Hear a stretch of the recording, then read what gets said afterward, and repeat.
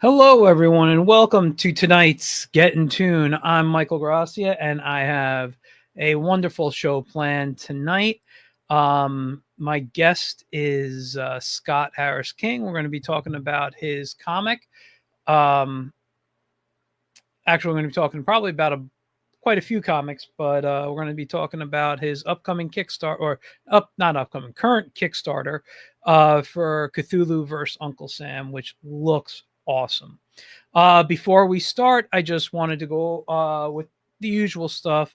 Remember to go pick up on Amazon The Whimsical Whiz. Did my book disappear from me? It looks like it did, so I can't show it to you. But The Whimsical Whiz on Amazon, it is the complete 2023 collection.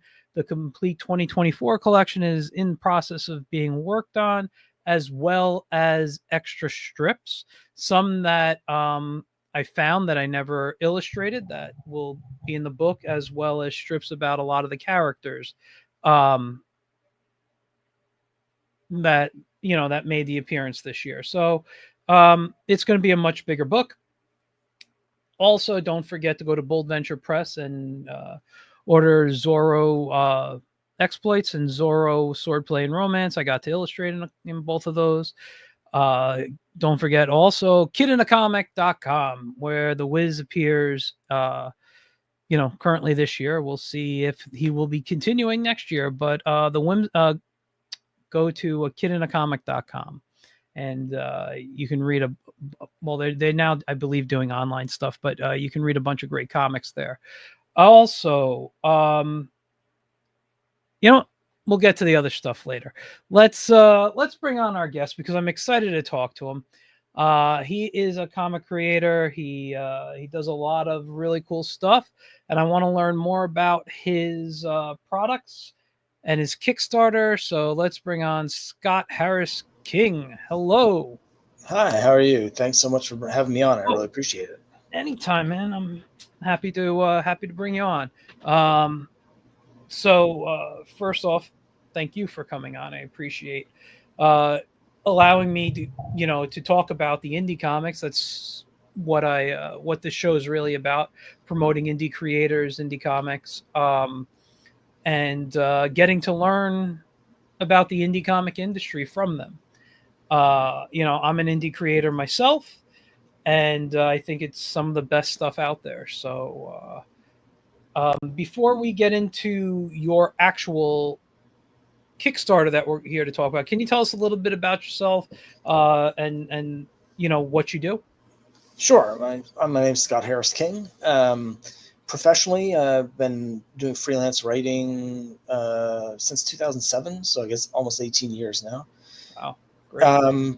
But I started doing my comics about 6 years ago. My first Kickstarter was in the spring of 2018. 2019. So it'll be 6 years this spring. But of course, I started working on the comics several months before that because it takes quite a while to put them together. So it's been about 6.5 years since I started sort of working on my first comic. I started reading and collecting comics in 1984. So I've been reading and collecting for 40 years. I've always wanted to make comics. And back in the day, it just felt like it was so hard to break into the industry.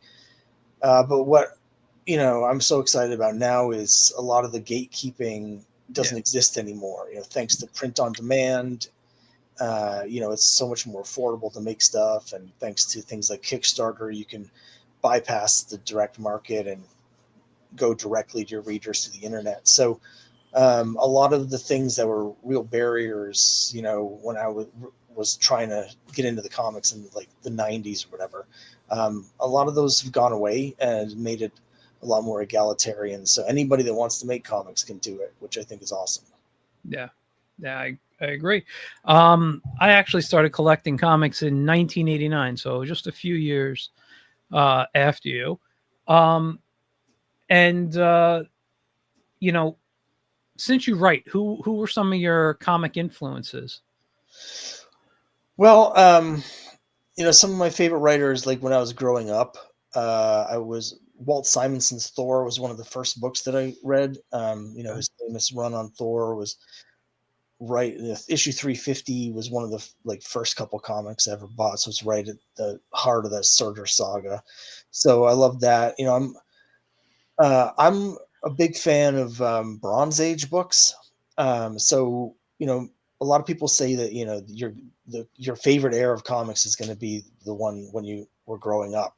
But actually, for me, I was really lucky that a couple years into comics, I think in 1986, this guy that my dad worked with gave me his comic collection, and he had been collecting comics when he was in college, and that so all of his comics from 1974 to 1976. So just 10 years before my time, but I was suddenly given this like 1,000 comics from the Bronze Age, and so Wow. that's my favorite era is like stuff from about 1970 to 1975 is really what I like. So that's sort of a lot of my big influences really are from that time period in terms of the pacing and the structure and the type of storytelling I like to do. Um, you know, I was a big fan growing up of Roy Thomas's work from the 70s Okay. specifically. I'm a huge Avengers fan, so I love Roy Thomas's like stuff on Avengers from like the from around 1970, 68 to like 71, 72. Um, so that was sort of an influence on me. And um, yeah, I mean, a lot of my influences are old school. Like before I even started reading, I really like the old stuff. Yeah, I'm actually the same way. I'm more of a Silver Age guy. I started reading. My cousin had a bunch of comics, and I was reading. I remember the first like full thing I read was Crisis on Infinite Earths, and and that was '86. And then a few years later, I started collecting my own stuff. Tended to always go to DC, and I don't remember which was my first. I'm looking back now. I don't remember which my first one was, but I collect the DC showcase books, the black and white stuff. I collect some of the Marvel Essentials, but I don't have as many as I do of the DC. And a lot of that stuff is actually silver and some of the Bronze Age uh, comics, and I just love reading them. And I prefer actually, I'm colorblind, so for me, reading the black and white, the color just gone. It's a fun read. I also, as an artist, enjoy just seeing some of my favorite artists, and and how their work is just inked. Well, yeah, it's interesting because some artists I have mixed feelings about some of the like essentials or showcases. Some Mhm. artists look so much better in the black and white, and then some artists look worse. So Yeah, it's really interesting to see sort of who needs the color and who doesn't, and who it detracts from. Um, Savage Sword of Conan is a book that I absolutely love growing up. This in black and white, and some of the detailed work there, and the old zipatone and stuff like that they used to do, it's just incredible in black and white, and it looks so much better really than the color Conan comics that were coming out at the same yeah, time. Like it's at a whole different level. And the magazines that were coming out at the time, like Eerie and Creepy, and the art in those books is really just so amazing in black and white. But then they have people that were sort of drawing for colors. They knew it was going to be colored in, and yeah, sometimes when you see their stuff, it just doesn't quite work for me. It looks empty, and it just looks a little strange. So I'm also colorblind, so that's interesting. That's one thing we talk about because I don't like modern coloring, like the oh yeah, modern digital. There's a real trend that I've noticed the last, I don't know, however long, 5, 8, 10 years maybe, of modern colorists really getting into complementary colors. So hmm you'll have like all like 8 different shades of blue and purples and things, and it makes it really hard for me to tell what's happening in the artwork. So yeah, for my comics, I have a flatter that does the colors for me because I'm colorblind, but honestly, a lot of times I go in afterwards and I'll change it because anything that's a mid-tone, anything that's like browns or green and red are what I'm colorblind for, but that bleeds into browns and tans and stuff. Yeah. And those all have, it's hard to describe, I guess, to people that aren't colorblind, but they have the same weight to me. And so I need things that are high contrast. So I'll go in and I'll change stuff so that it's more yellow, more black, and more Yep. blue. And so I think that drew me to some of those older comics that have the four color bright colors because they're so much easier for me to see than the new Yeah. stuff. You know, that's exactly what it is for me.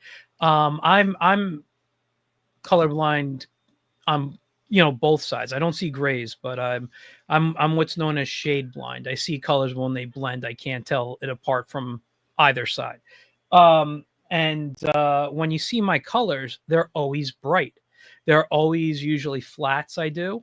You know, I don't add in a lot of shading. I might do a little like cell shading type of stuff here and there, but yeah, no, it's interesting because you're my first guest, I think, since I've been doing this, who's also colorblind that I know of, and you explained it perfectly. Things when you know they get kind of muddy to me when I look at stuff, so I need the bright colors.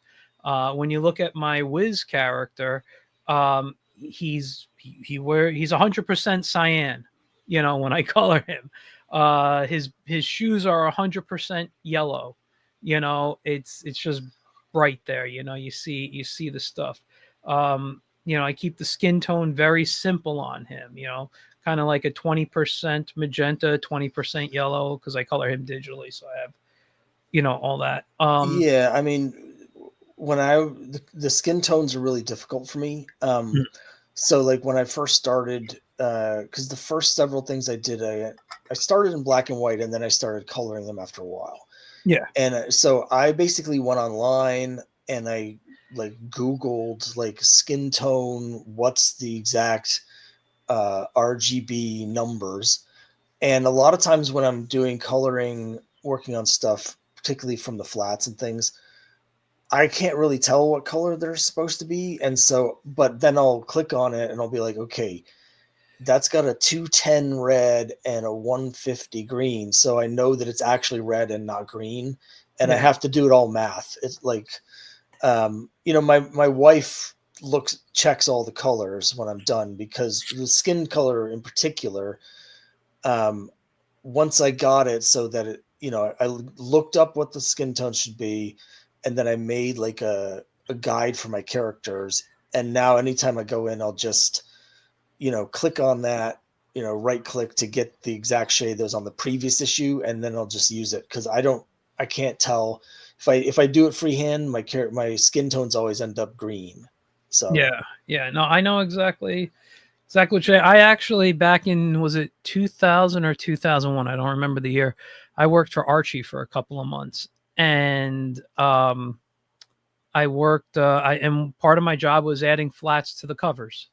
I was a production artist for them, and I learned kind of digital coloring, at least flatting through them. I mean, I knew how to do it and I understood it, but Archie, you know, they would give me their character sheets with the color codes on them.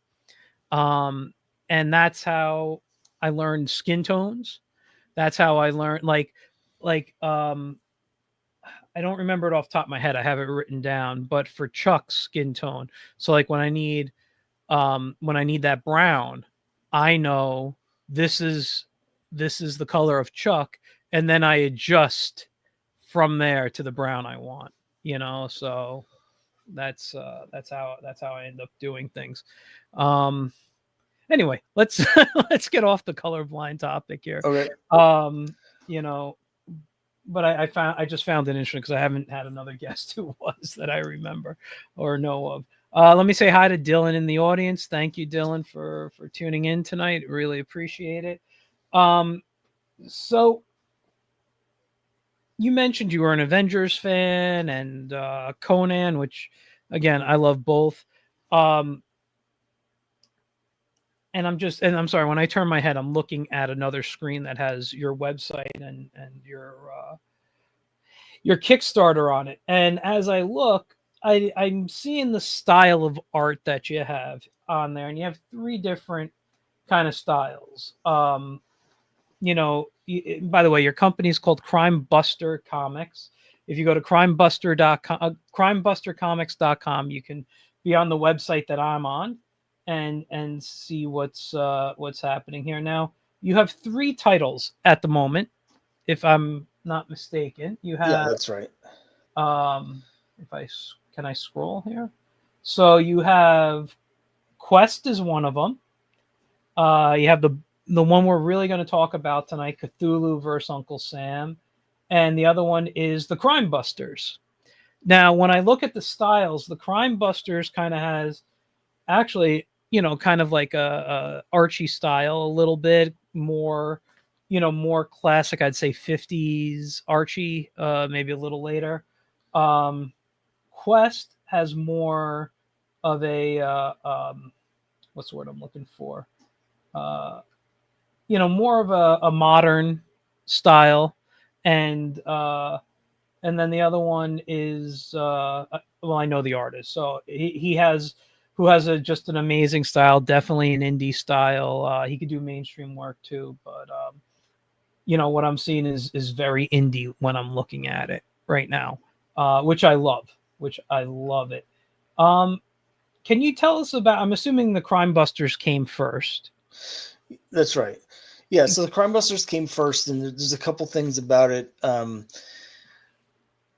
main character, I've got like sort of co-leads. Crime Busters, for those who don't know about it, it's basically kind of like my take on Scooby Doo sort of thing. They're students that investigate supernatural mysteries, and um, one of my lead characters for Crime Busters is a character from the Golden Age. I like to use the public domains characters in public domain Golden Age comic book characters in particular.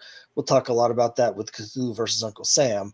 But Crimebuster himself is a character who was the lead character in Boy Comics from 1942 to 1956. So he had 117 issues. That was basically his own series because he was the sort of the lead in the cover character. And I just love that series. I really loved it. And so I started thinking, well, he's in the public domain. I could continue the story.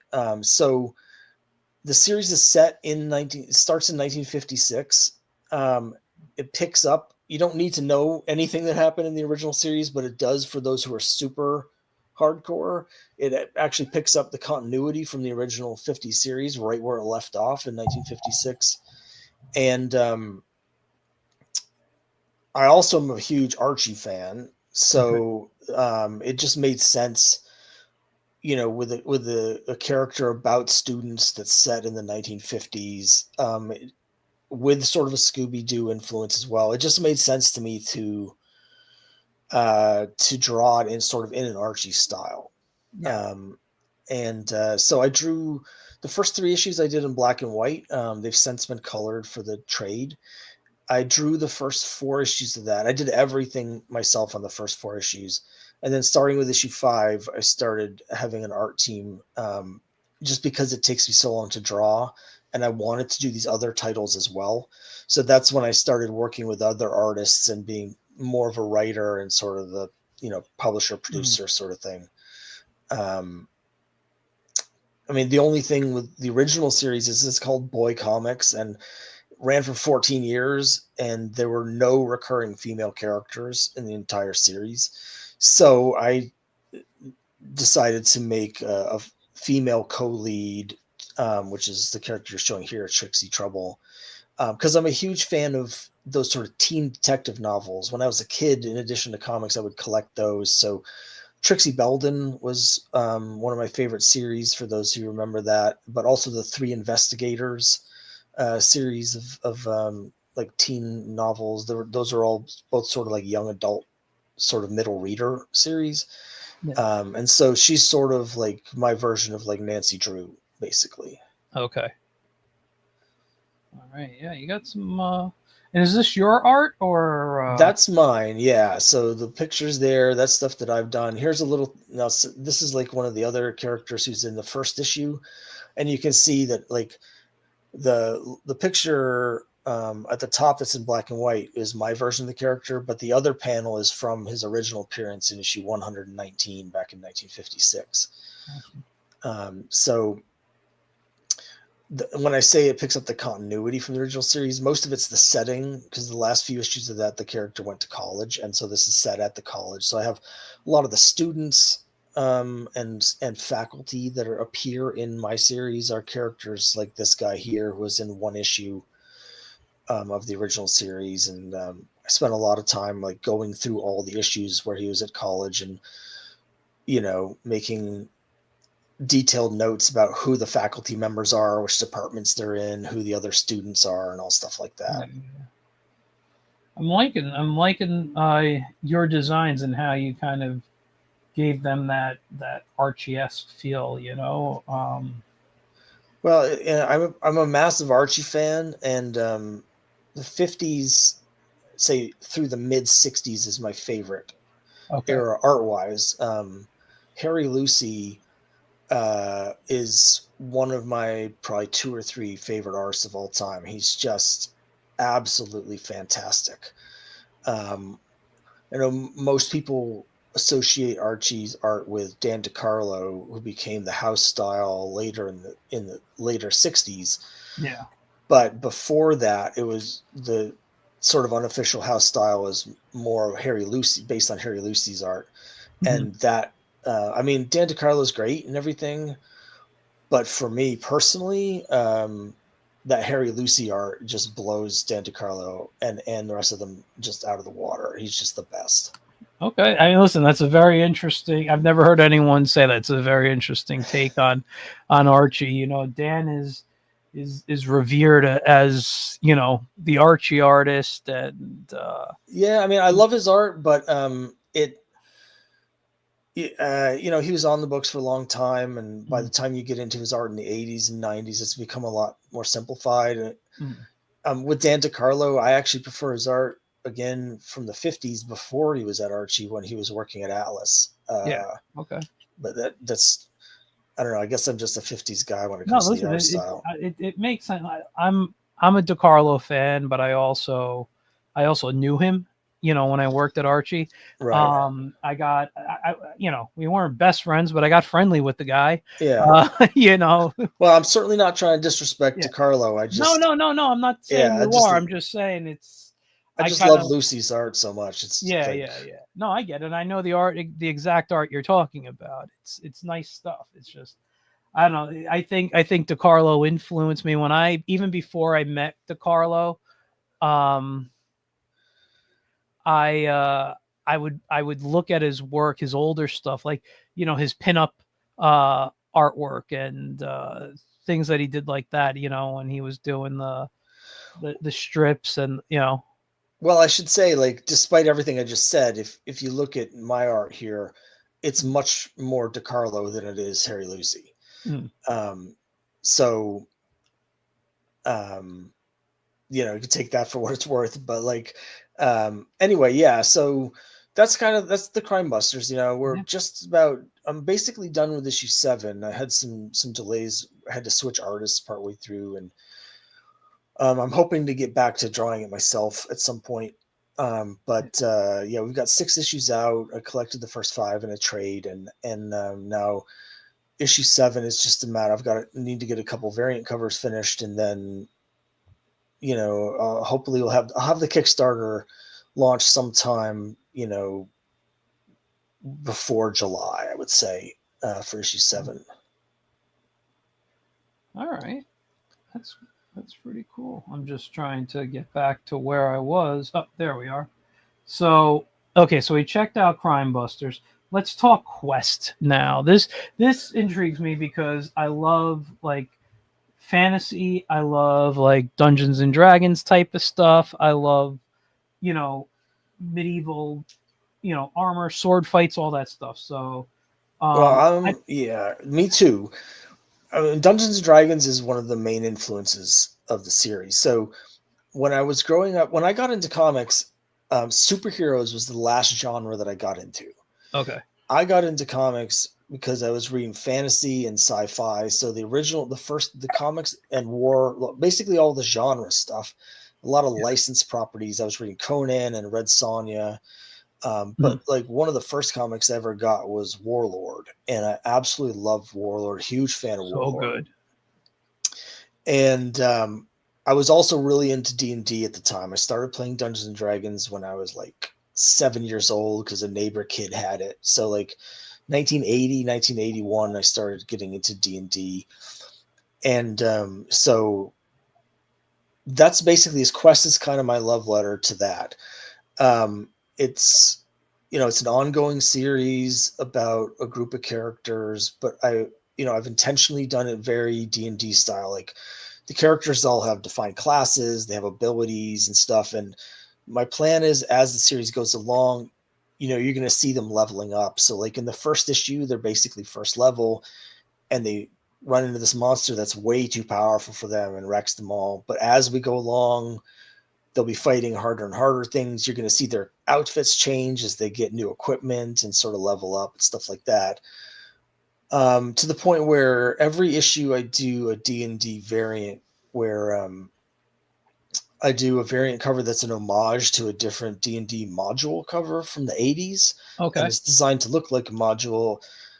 And then in the back of the book, it's not just a variant cover, it's a different edition where it has the whole comic, and then in the back there's 8 to 9 pages of gaming supplement material with the mini module from the story of that issue, so you can actually play through the Wow. comic in your own home game.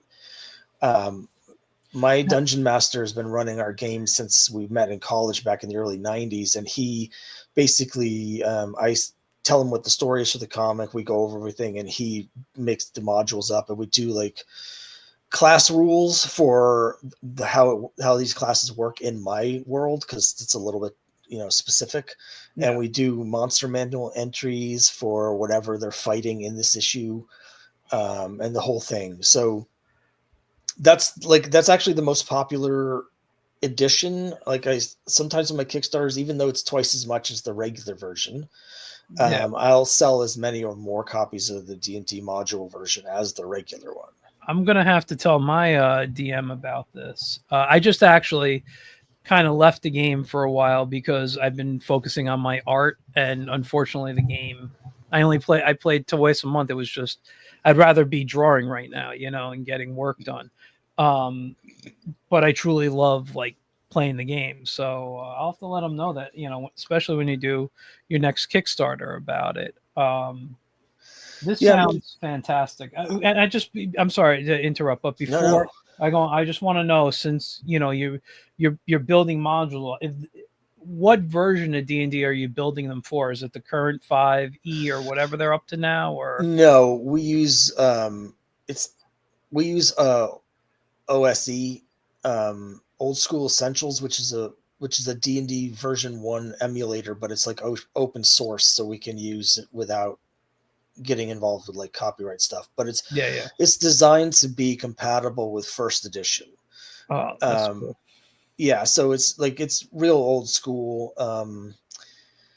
So I try and we do like the back covers and some of the and bonus art like for that Mhm. section is sort of black and white, and it's designed to look like that uh just that module experience that I had back in the 80s because I love playing D&D. I didn't actually have friends after a while that played it. Everyone sort of fell out from it. So I would buy the modules and I would just make up a bunch of characters and then I would just run through it, by myself. Um, so yeah, I mean, I love doing that. We're getting ready.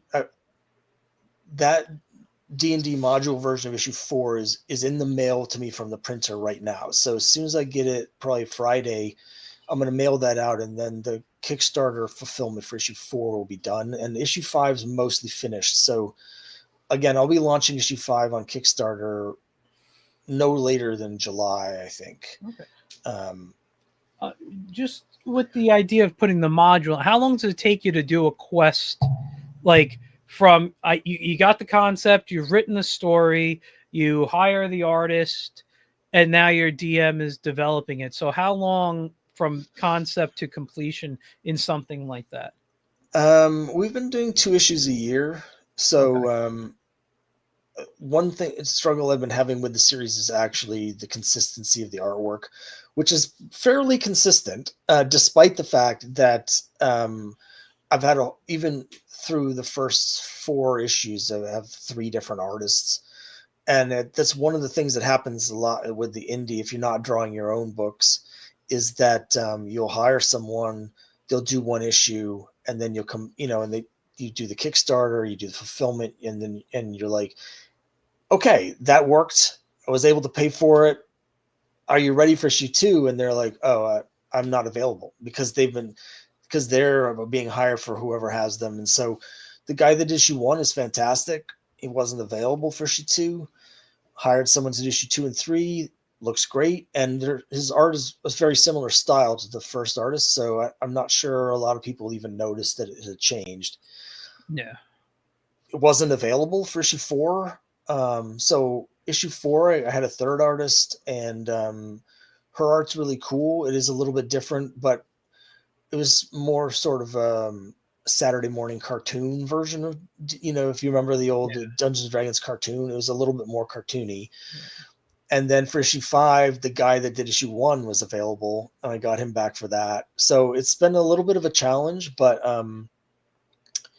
we've been pretty consistent doing about 2 issues a year. So I've decided, partially because of all of that turnover, that I'm actually going to be drawing quests myself starting with Wow. issue 6. So issue 5 is basically done, and I'm working on issue 6 right now, and I'm hoping we can still keep that 2 issues a year. So I'm hoping to have quest 5 late spring, and then quest 6 in the fall, October, November. But we'll see. And then once issue 6 is out, we're going to go to a trade, and I'll probably also do a second Kickstarter that's over in the gaming section of Kickstarter, which I've never done before. That's just to collect the modules without the comic part. But what I really want to do is, for the people that want both, is I'm going to do a slightly oversized version that's the size of the D&D hardcover rule book. So it's going to look like a player's handbook or a dungeon Okay. master guide. It's going to be hardcover. It's going to be oversized. And because I really want to have that feel.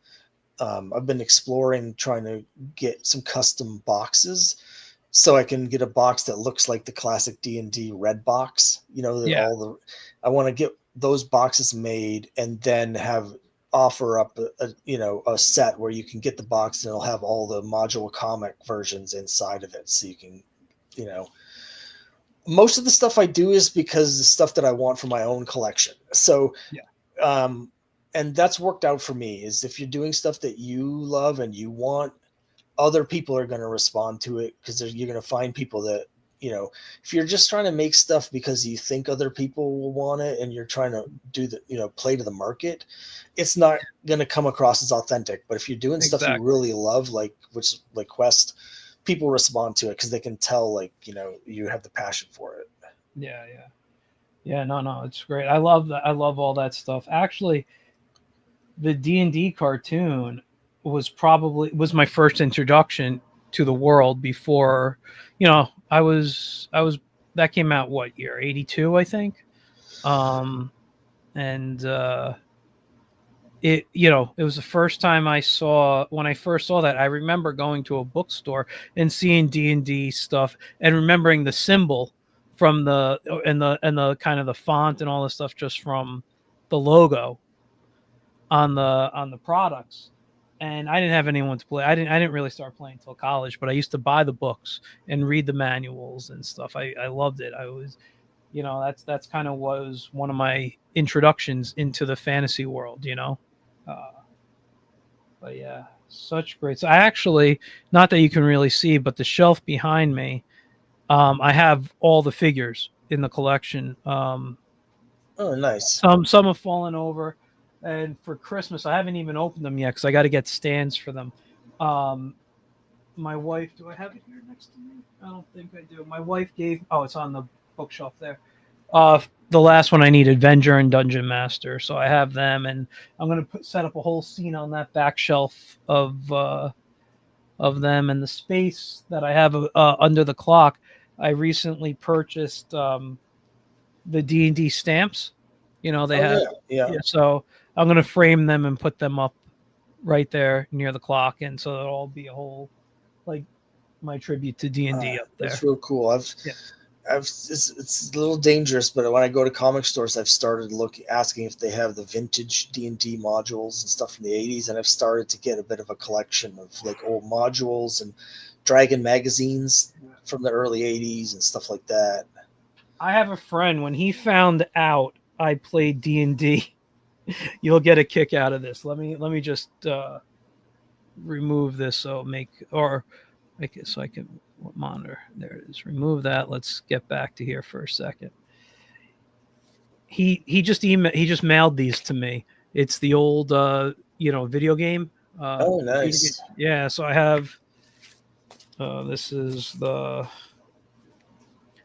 so I got all the different ones here. Cool. Yeah, yeah. I thought that was kind of nice. It was it was very nice of him. It's not like I have a computer to play it on or anything, Right. but I thought that was pretty cool. Oh, anyway, it all right. So yeah, no, that sounds great. I'm gonna have to look out for the Kickstarter. You're gonna have to let me know. Should bring you back on. We could talk about it. Sure, absolutely. Yeah. Really I going. mean, I love all the series I do. The Quest was one where I was, Cthulhu versus Uncle Sam is technically in the same world as Crime Busters, although there's not a huge amount of overlap. But Okay. and they have different styles. But I was like, I really want to do something fantasy, a totally different style of comic, because it just satisfies a totally different storytelling need for me, and I really love doing it. Yeah, yeah, no, that's great. Now Cthulhu. Let's get to Cthulhu versus Uncle Sam. Um, we do have the Kickstarter for it. Can you tell us a little bit about the story without giving a lot away? I'm gonna put in the comments right now. So wherever you're watching, whether it's on Facebook, YouTube, or Twitch, you will be able to go to the comments section and click Kickstarter link and back the project. You got 16 days to go. But yeah, without spoiling anything.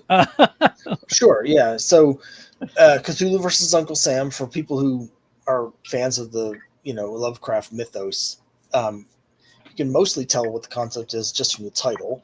But Yeah. specifically, it's set during World War II, and the idea is that the Axis powers, the Nazis, have teamed up with the cult of Cthulhu, and they're trying to summon Cthulhu in order to win World War II. And so Uncle Sam and his friends, several of whom are public domain characters who appeared in the golden age of comics in the 1940s and Yeah. have revived them, they have to stop them, basically. Each issue is 32 pages, so they're sort of extra size.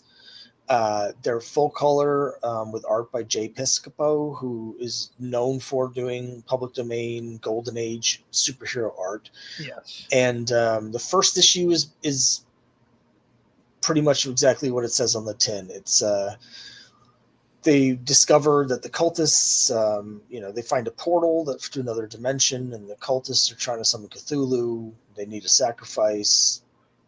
Uncle Sam is, there. But I tried to pack in a bunch of cool stuff. There, if you're a fan of professional wrestling, like there's a wrestling match that because they find the portals underneath Madison Square Garden during a wrestling match. So the wrestling comes into the story, and Granny Gumshoe is one of my favorite characters from the Golden Age. Very obscure, but she was in National Comics in the late 40s. And I've revived her with a little bit of a steampunk twist. So she's got, her sidekick is a talking dog who was in the original comics in the 40s. Yeah. And she's got an airship, like a steampunk airship. And I've tried to just put in like all the cool stuff in Yeah. comics. Just so there's a lot of action, a lot of really bright colors from Jay's art, stuff like that. Yeah. Second issue, each issue is a self-contained story, so you can read all issue one, complete story. Issue two, complete story. Issue two, basically, we get introduced to a private eye who's investigating some missing people, and it turns out the cult of Cthulhu's involved, and they have a dastardly plan to summon Cthulhu. And Uncle Sam's powers aren't quite working right, and they discover that there's some kind of secret, dark secret at the heart of America. So they have to time travel back to 1776 to find out how the cult of Cthulhu was involved during the Revolutionary War, and fix things so that Wow. they can stop Cthulhu in the present day. And again, we've packed with everything. Like, it turns out the Statue of Liberty is actually a giant mecha robot, and there's a whole sequence where the Statue of Liberty is fighting Cthulhu in New York Harbor. And again, time travel and dogs with machine guns, and like everything fun that we could pack in. Yeah. Um, it's comics. So, and particularly, Golden Age comics was a time when you could just do whatever wacky idea you had. They would just throw it in. No explanation needed. We're just having fun. So that's what we tried to do, is really embrace the action and the energy of the Golden Age. Yeah, yeah, I can see that. I can see that. And you know, I've known Jay.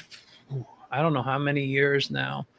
He's a friend of mine, but I'm a huge fan of his art. I don't know if anyone watched my Instagram, live today, but I showed. I have on my wall. I do have his Last Dominion, which is a collection of all his public, not all of it, but of his take on public domain characters. And yeah, no, I'm such a fan. I'm trying. I got to get him back on the show. I want to catch up with him and what he's working on. Obviously, we now know what one of his projects are. Uh, and no, but this is beautiful stuff. I love his work. I really do.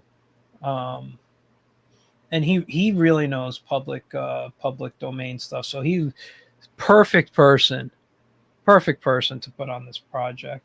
I love the This is the granny you were That's talking about. Granny. Yeah. Yeah, you can see the thing in the eye. Now, also, just because I mentioned my Instagram live, nobody commented. I asked a question on that, which was, do you know what? I got my Green Lantern shirt on for those who can't see. What public domain character slash characters this like the Green Lantern and the Corps were based on or influenced by? Um, and the answer is Lensman.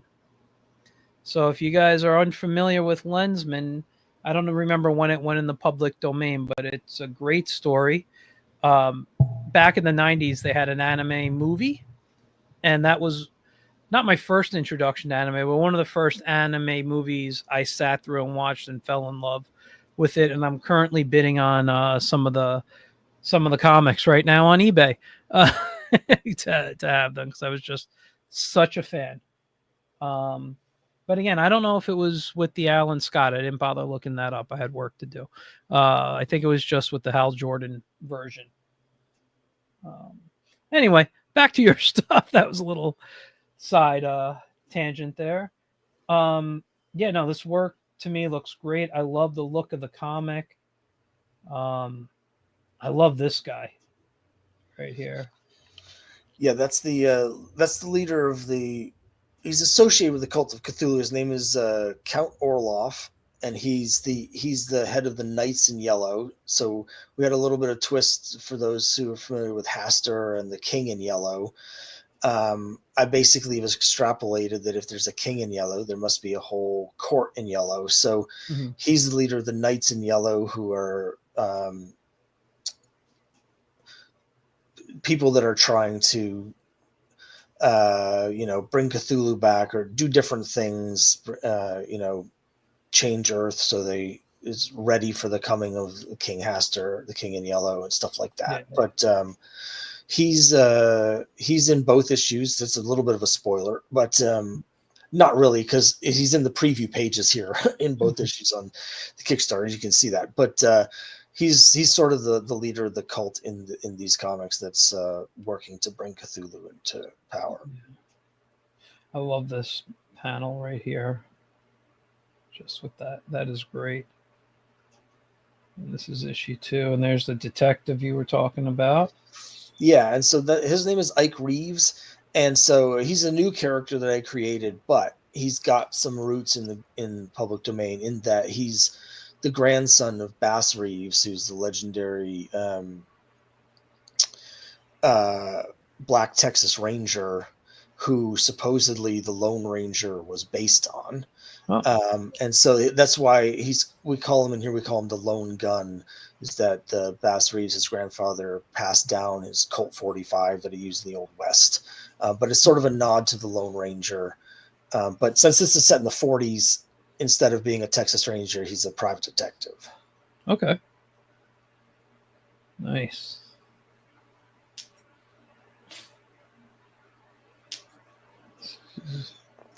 We see one of my favorite characters is the dog there, Jake the dog. Again, I love going through some of the Golden Age books, because a lot of times the public domain stuff, it just sparks my imagination. And there's a story, a Granny Gumshoe story, where the case she's working on is, there's basically a criminal whose master plan is he has his brain transplanted into a dog's body, his vocal cords, Mm-hmm. so he can, as a dog, break into this place and steal $1 million.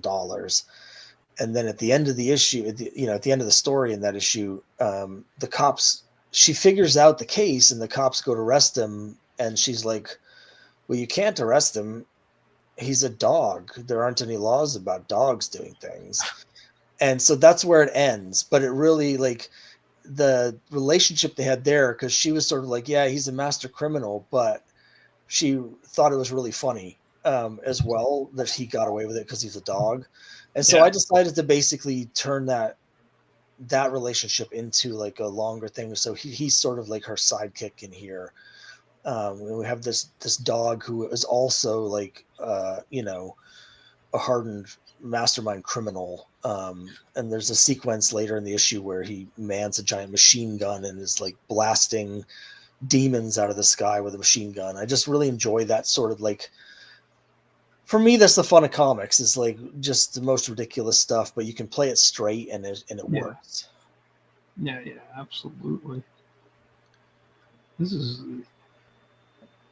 I'm not reading the comic. Right. I actually read this a little earlier, but I'm not reading it now. I'm just looking at the artwork, and I love just how everything flows so nicely here.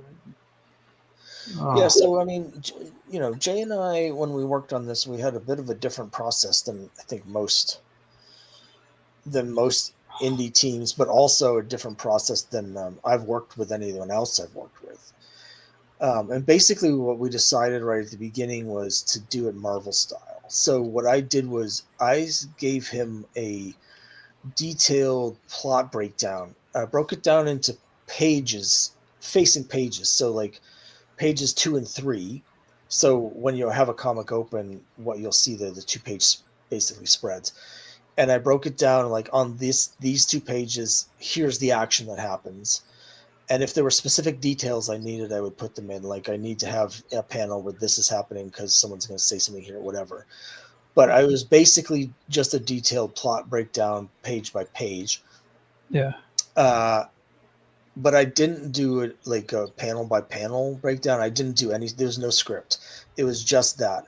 So then I gave that to him. Then we talked like on a Zoom call for about an hour to go over it, like what I was thinking, what things meant. And then he came back to me later with the thumbnails for the whole issue. He broke the whole thing down based on the plot, like the detailed plot I gave him. And then after I got the art back from him, like this page is actually a perfect example. After I got the art back from him, I wrote the dialogue after I had the artwork, which is, how Stan Lee used to do it in the Silver Age. Yeah. And so like on this page here, there's certain things that I put in that to me feel very much like Silver Age or early Bronze Age Marvel humor that is sort of Stan Lee style joke. So like he had put this little tugboat down here, and I have someone and a little guy on the deck looking at the stuff, and I put in a little thing where the guy's saying, "Holy cannoli, Ed, row faster!" And I thought it was funny. My wife was like, "That's not a rowboat." And I was like, "Yeah, that's what's funny." She didn't think that was funny, but but it was just sort of like, when I get the art and I see, I'm like, oh, there's a little guy in a rowboat down here reacting to that. And we had a few things like that in the issues, and there's times when I read those old Silver Age Stan Lee books where I can tell, because I've read a lot of them. You can tell sometimes when he is writing something because he saw something drawn on the page that he wasn't expecting and that he thought was funny or he thought was Yeah. interesting, and he has the characters like you can tell when something like grabs his attention and tickles him, and so little details like that. It was a lot of fun to work in that style for me. Yeah, no, that was, I haven't worked like that in a long time. I worked like that with a friend many years ago. It is a fun way to work. Now you said you when you wrote it, you broke down page by page, so you knew they were going to be 32-page comics going into this. You didn't just Yeah, exactly. I mean, part of that was like the way I hired Jay is he'd put out an ad saying, "Here's my rates. If you if you hire me for a full 32-page book, here's a discounted rate for the whole thing." So I was like, "Okay, well, we're going to make this 32 pages." yeah And so yeah, so like on my breakdown, it was like page one, here's what happens. And the first couple pages were more detailed because I had a very specific sort of way I wanted to start. Whereas things were like, they're in the plot, there'd be here's a 3-page fight sequence. I don't, that's where I'm like, Jay, just draw whatever you want. They're punching at the end of the fight. This is what happens. yeah This needs to happen at the end of the fight. Here's how the fight starts. Here's 3 pages. It's Sam and Cthulhu punching each other. Do whatever you want. And just let the artists enjoy themselves. And that way you get like sort of more fun artwork. yeah yeah absolutely. So these variants covers that you just are showing here, um, one thing I did with Crime Busters, it originally, as I mentioned, started with I wanted to continue this Golden Age series, Boy Comics. So every time I do an issue of Crime Busters, I do a variant cover with the Boy Comics logo that continues the original numbering. Yeah So, like Crime Busters #1, there's a variant that says Boy Comics number 120 because it's picking up from issue 119. So I decided to do the same thing here. Adventures in the Unknown was from ACG. It was a horror comic that ran from 1960. It was the first horror comic, started in 1947. okay And it ran for 174 issues and ended, I think, in 1967. So it ran for 20 years.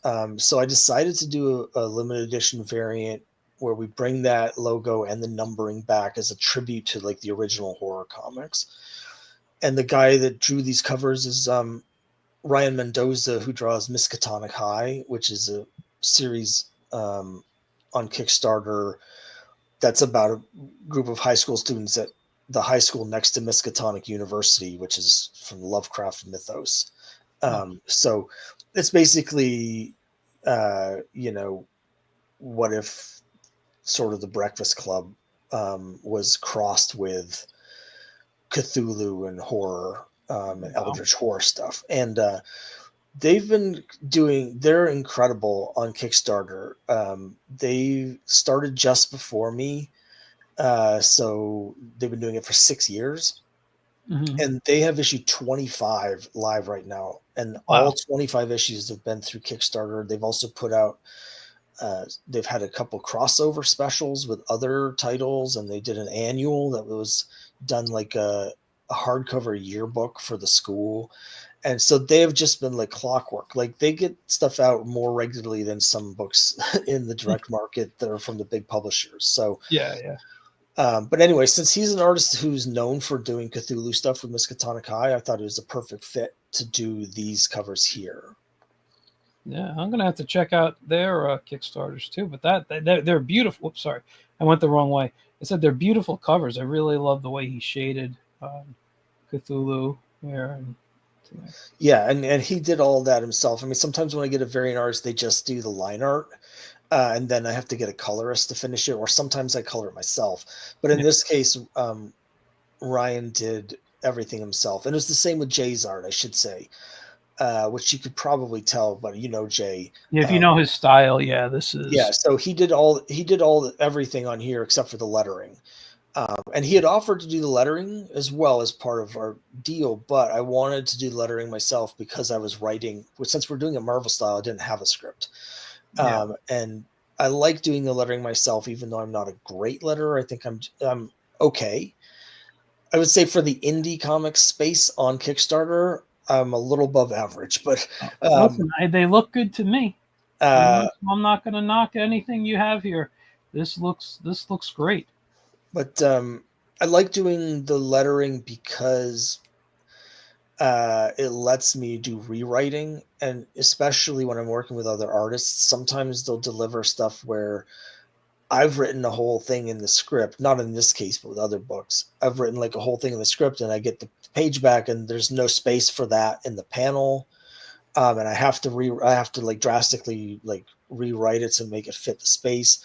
And sometimes it's the other way around, where I've written something where I've only got a couple words in the script, and then I get the art, and there's this huge expanse of empty space, and I'm like, well, I can fill that out. So I like the letter, so I can rewrite it.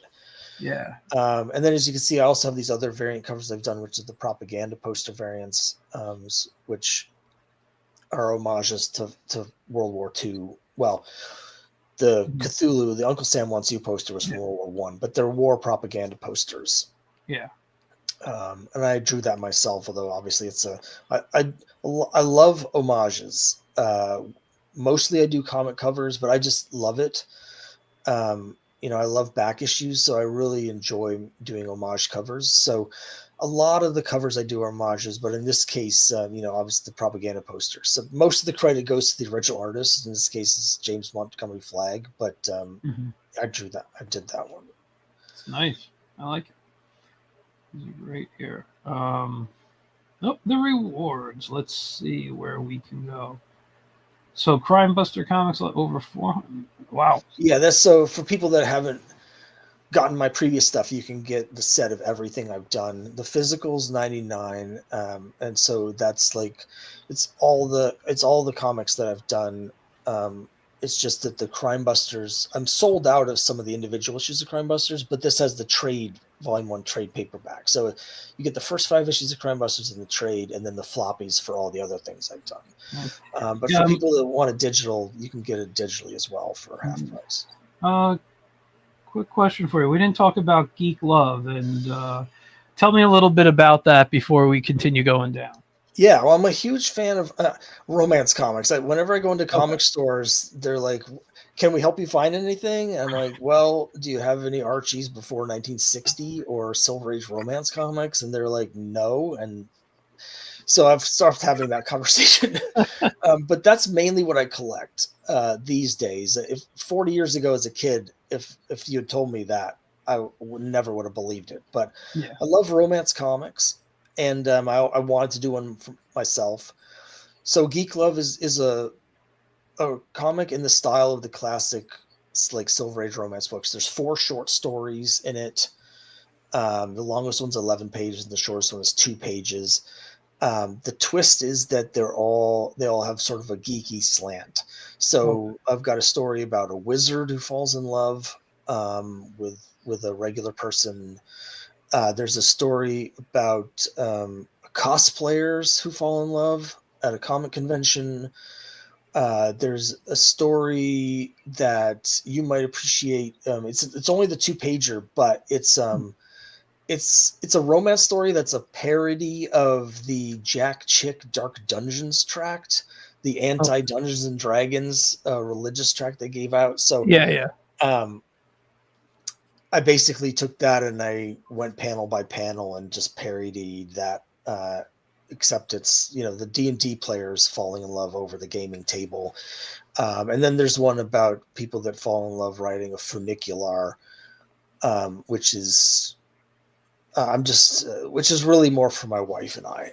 It's a Mhm. personal story. So, but I also really enjoy again doing the golden age public domain stuff. So as you can Yeah. see on the cover here, like in the cosplay story, um, you know, partially to sidestep trademark issues, but also just because I enjoyed it more. Everybody in there is cosplaying as golden age superheroes that are in Okay. the public domain. So we have like the characters that are kissing on the front. One of them is a Black Terror, Yeah. and then the other one is War Nurse.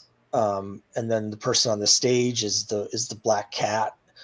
Mhm. But all the people in the background that you can barely see there, they're all wearing costumes of different character, like Lash Lightning, and they're all dressed as Golden Age public Yeah. domain superheroes, and I did that in the story as well. All the cosplayers are dressed as different That's Golden pretty Age cool. characters. So yeah, that was literally a labor of love. I just really wanted to do a romance comic, and it was a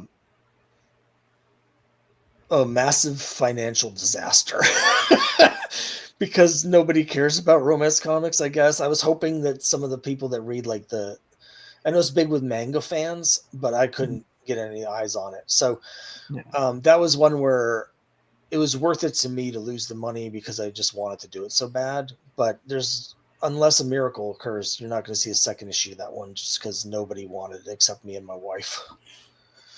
I'm sure there's an audience out there. You just need to find them. Yeah, but I mean, I love doing it, and I'm very proud of the stories. I think they're good. Um, this is coming from someone who enjoys Charlton romance comics, which are objectively bad. So maybe my opinion, maybe is shouldn't be trusted, but I really enjoyed doing it. So Yeah, yeah, this is nice here. And then we got get all six of the variant covers. Nice. yeah, I'm doing these covers that look like the Marvel 25th anniversary frame covers from 1986, except for they have the frames. That's technically what this Kickstarter for Cthulhu versus Uncle Sam is for, because we have Mhm. put out both issues 1 and 2 in the past, but I've basically sold out of them just at the time I was getting ready to do these new anniversary covers. So I thought this is perfect. We can do the Kickstarter to get the money to print the new covers, and then we'll have more copies since I'm kind of sold out of them. And it's a perfect time to sort of introduce the series to people that missed it the first time. And the great thing about it having been done before is that it's all completely done. So as soon as the Kickstarter ends, it's going right to the printer. In fact, I might send it to the printer even before the Kickstarter is over. So I'll be able to fulfill, like, the fulfillment of it will Yeah. be right away. It'll be very fast. Nice. Nice. Oops, wrong thing. Add-ons, original art. Yeah, I need to update that because those are both claimed at the moment. Okay. So they're both gone. But this is the first time I've been able to offer original art because everyone draws digitally these days. But Samir Samau is the artist who did these variant covers.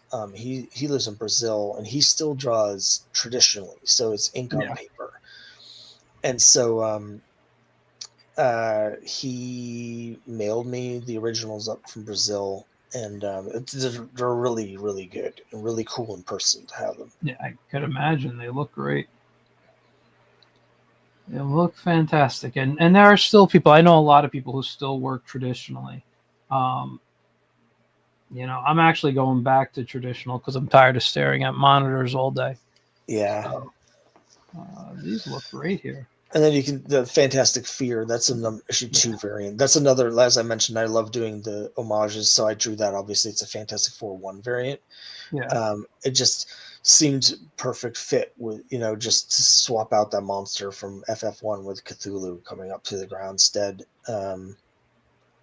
And then I've got the wrestling poster variant for issue 1. So, which isn't homage, but I had a lot of fun. I love the graphic design elements. Mhm. So I mean, I like virgin variants sometimes, depending on the art. But to be honest, I love the graphic design elements of comic book covers, the logos, the text, the numbers. all of those things make a big difference to me in terms of how much I like the cover, almost as much as the actual artwork on the cover. Like Yeah. bad trade dress on a good artwork will ruin it, whereas good trade dress can elevate anything. So I'm getting a little nerdy here. It's okay. It's okay, I'm going to man. start talking about how much I love the Marvel 20-cent font if we keep too much further. But uh, you get your you doing some sketch cards here. yeah, so we got the sketch covers. I did some blanks for issue 1 of Cthulhu versus Uncle Sam. So I'll draw that myself for if people want that sketch. I do it with markers, it's colored markers. And one thing I really wanted to do was uh, National Comics was the series from the publisher Quality Comics that the character Uncle Sam appeared in the Golden Age. Of course, he's public domain, so there's a lot of publishers had to Uncle Sam. Yeah. Yeah. Yeah. But he had an ongoing series for a long time, and I desperately wanted to put out variants for Uncle Sam, Cthulhu versus Uncle Sam, that had that National Comics logo, but DC still has it trademarked, so I can't. So I specifically made these blank covers with no logo on them, so I could make my own National Comics covers where I can hand draw in the National Comics logo without the trademark issues.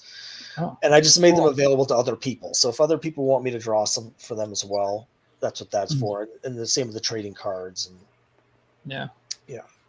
Wow, these are great stuff though. Now you got some mini prints. Yeah, for some of the variants are sold out. Like you can just barely see in the bottom right. I did a Hulk 181 variant for issue 1. Yeah. That's completely sold out. I don't have any copies of that left. But if people still want it, these prints are basically, I think they're almost exactly the same size as a comic cover. It's just, on a thinner, glossy print paper.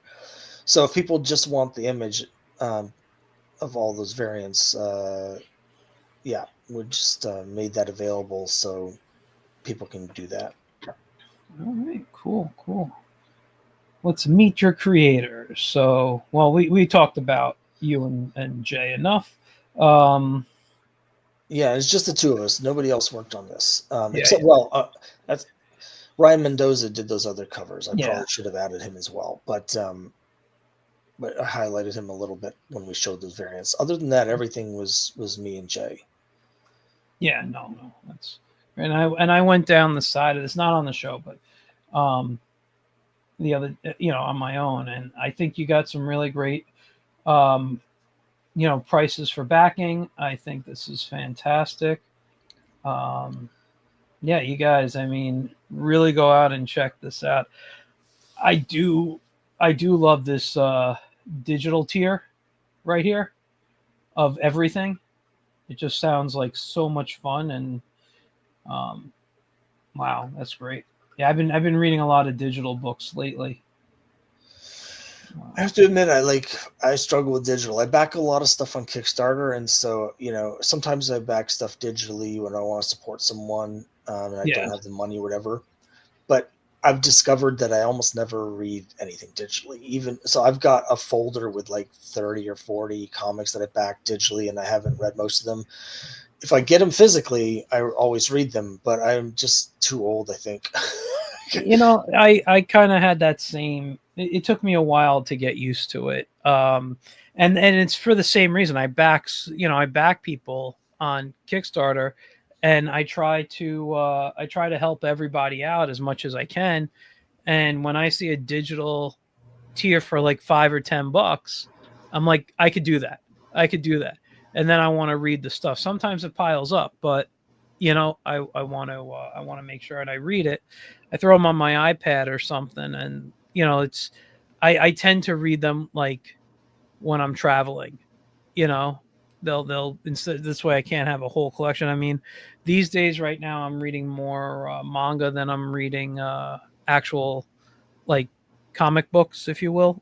I'm finding them to be more interesting than what's out on the shelves. Plus, I lost two ki- two uh two comic shops in my area within less than a year of each other.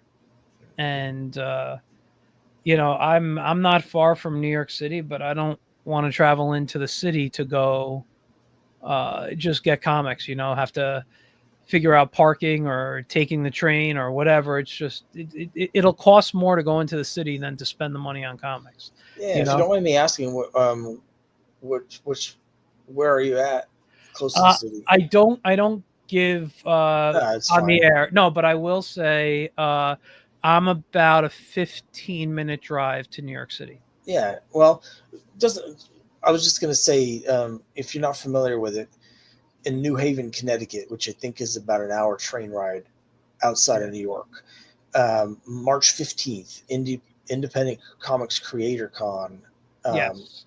is gonna. I'll be there. I've got a table there. I was at the first one was last year. I'm gonna have another Mhm. table there this year as well. Yeah. And there's 170 indie comic creators, all people that like me make our own comics, self-published comics, are going to be there. I loved it last year. It was great. Mhm. It's really handy for me because my brother-in-law lives down in near the city as well in Connecticut. So Yeah. we're going, and he just started getting into comics a couple of years ago. So basically, it's a great way for him to come up, see us, spend the day, and then we go down to my brother-in-law's house afterwards. But it's a great way to get a ton of great indie comics. Yeah, I've actually seen the advertisements. I know a few people who are going to be there. I got to look at the list again to remember who they are off the top of my head. Otherwise, I'd be promoting a few friends right now. But I do want to go. I was going to try to get into it this year because I know I missed last year, and I'm going to try for next year when the time comes. I don't have enough product at the moment, so I want to spend this time making a few books, and then next year be able to do the show. Which reminds me, I got to get back to a few people who have asked me about doing shows in March, not on the 15th though. So nothing to interfere with that show, to my knowledge. But yeah, I might be doing a couple of shows in March. Um, but yeah, no, this is great stuff. And I'm gonna really try to come to the show on the 15th. Um, it'd be great to meet you in person, but I want to see what's going on over there. I love what I buy these days are indie comics. When I mention the showcase and the Marvel Essentials and a few other books, I buy trades. I buy books that I enjoyed when growing up, what inspired me. I'm not out buying the new stuff on the shelves. And I haven't been even when stores were local to me. I I prefer the indie stuff. I would go to the stores and ask for their indie section. Um, Yeah, so it's the same with me. Like I haven't bought anything from DC since it was close to 20 years. And I had a couple Marvel things I hung on. It was really just Squirrel Girl for a long time, and then when that series ended, I haven't bought anything from Marvel. It was probably 6 years now. The only things on my pull yeah. list are Usagi Yojimbo, Mhm. and I don't know if you're familiar with Santos Sisters. Um, but Sounds familiar.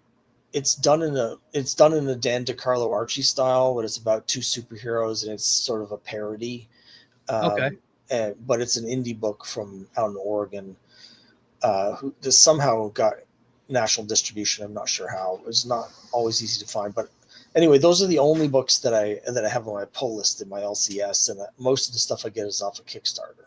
Yeah, I go on all the crowdfunding sites and see what looks interesting to me.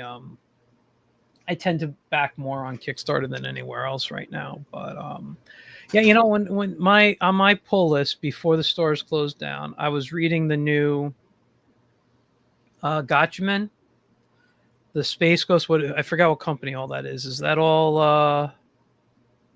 That's not Mad Cave, is it? Um, It used to be Dynamite, but I don't know who's doing it now.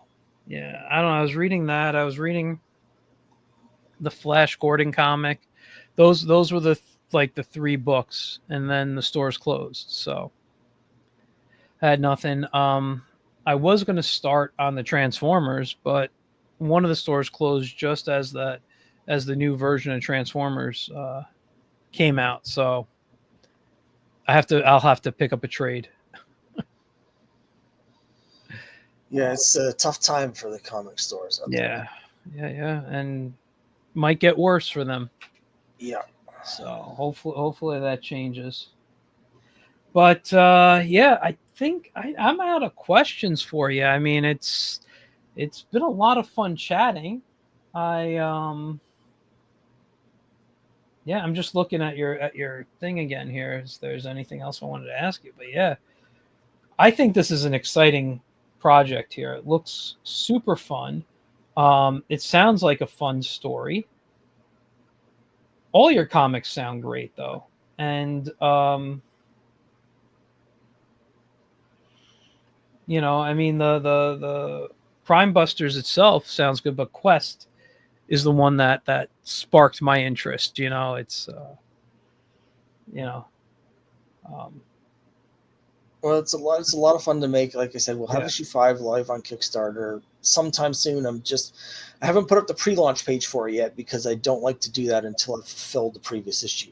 yeah, So next week, I'm hoping like the pre-launch page is actually all done, but I haven't submitted it for review because I don't want to do that till I can tell Kickstarter it's that issue 4 is fulfilled.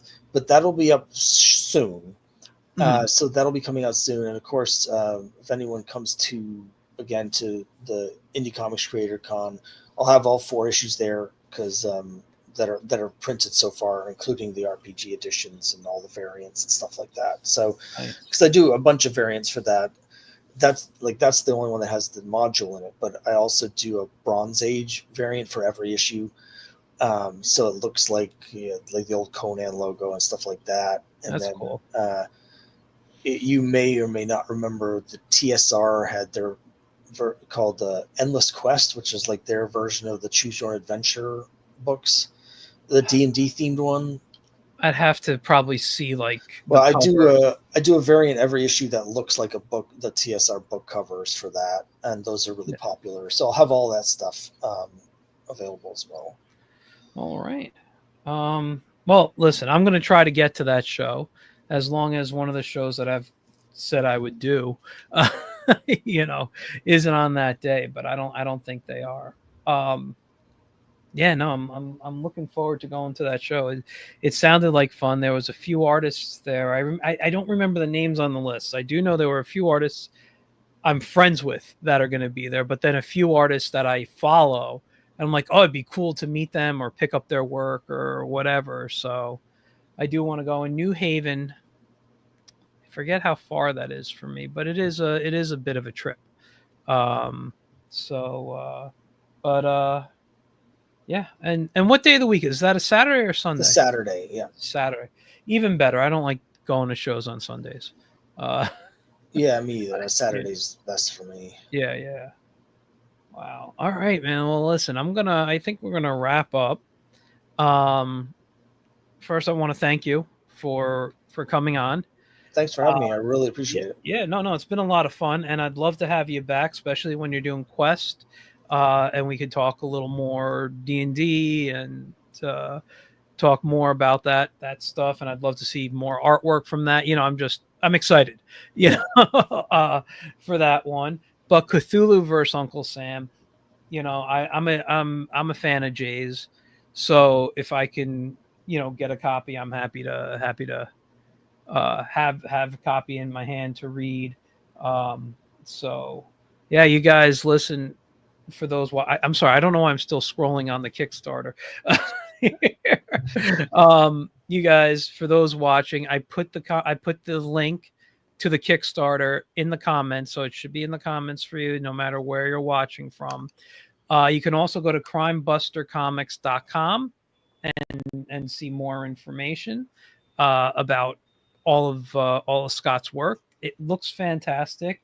I mean, listen, you're doing all the stuff that I love, um, and in styles that I enjoy very much. So, Well, thanks so much. I really appreciate yeah, it. I'm going to tell you, just art wise, you made a fan of me.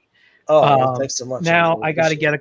get a copy of your books to read, so I could be a fan of the whole thing together. I love it. Um, so let me just do. You can hang out here for a second. I just wanted to pull this up here. So just some closing announcements. Um, I will have a guest next Wednesday. If I'm just still, if anything changes, I'll let you know. But as of right now, up on the list is the Siegel and Schuster Society. If you're unfamiliar with that, they are a society out in Cleveland, Ohio, which is where I think both are from, I believe. I think, and they're trying to just take care of the that's my membership card that they sent. I haven't taken off it. And they're just trying to pay tribute to both Siegel and Schuster and have things done within Cleveland. So we're gonna talk that. I'm sure we'll talk Superman because how can you not when you have them on? Also next Monday, or this coming Monday, I guess, however you want to say it. That's my birthday. So what I'm going to be doing is all weekend I have decided not to go anywhere. I've decided to stay in my studio. I've decided even Monday I'm not even going to work. Um, I will be doing some streaming and drawing both maybe digital, but I'm really going to be shooting for some traditional stuff this weekend. Been wanting to test out some new streaming services because for those who are unaware, I use StreamYard and they are getting very pricey. So I don't want my plan to renew in March. So I'll be experimenting all weekend with different streaming services, doing different drawings, and having a lot of fun. As of Thursday, I'll be opening up my ink bottles so I can let the ink, you know, air out there, and we'll start having some fun. I'll try different inks. I'll try different pens, brushes. It's going to be a blast. So look out for my announcements of when I'm going to go live with that. Yeah, and that's it, you guys. I'll see you next week. Thank you again, Scott, for coming Oh, on. thanks for Really having me. I enjoyed it. really appreciate it. A lot of Yeah. fun. All right. Bye, guys.